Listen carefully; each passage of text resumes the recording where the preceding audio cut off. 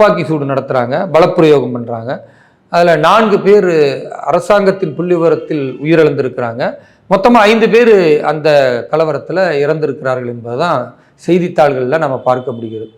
இப்போ இது இவ்வளோ பெரிய விஷயத்திற்கு என்ன காரணம் அப்படின்னு பார்த்தா, இங்கே எல்லோரும் பேசுவது அகிலேஷ் யாதவ்லேருந்து மற்ற எல்லாருமே இந்த மாதிரி அரசியலமைப்புக்கு எதிராக பாஜக அரசு செயல்படுகிறது, சிறுபான்மை மக்களை உத்தரப்பிரதேச யோகி அரசு நசுக்கு பார்க்கிறது அப்படின்னு ஒரு திட்டமிட்ட பிரச்சாரத்தை மிருபிடி கலப்புறாங்க. ஆனால் உண்மையாகவே அங்கே என்ன நடந்ததுன்னா, ஒரு கீழமை நீதிமன்றம் திடீரென்று கொடுத்த ஒரு முடிவு, அதன் அடிப்படையில் தான் இவ்வளவு பிரச்சனை.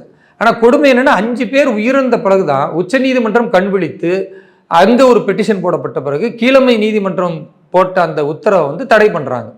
அதை நீங்கள் எக்ஸிக்யூட் பண்ணக்கூடாது அப்படின்னு.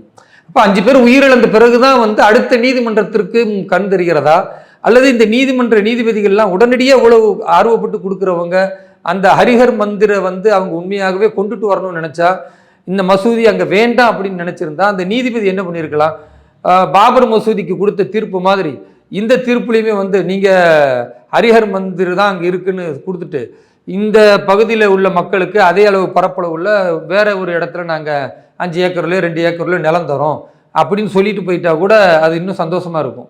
இஸ்லாமியர்களை பொறுத்தவரை அடிப்படையில் எப்பொழுதெல்லாம் உணர்ச்சி வசப்படுகிறார்களோ அப்பொழுதெல்லாம் மிகப்பெரிய இழப்பை சந்திக்கிறார்கள் என்பதுதான் நான் பார்த்த வரலாறு. ஏன்னா நீங்கள் அடிப்படையில் பாருங்க, அந்த விஷயத்தில் பாரதிய ஜனதா கட்சிக்கு ஏதாவது சம்பந்தம் இருக்கான்னா ஒரு துளி கூட சம்பந்தம் இல்லை.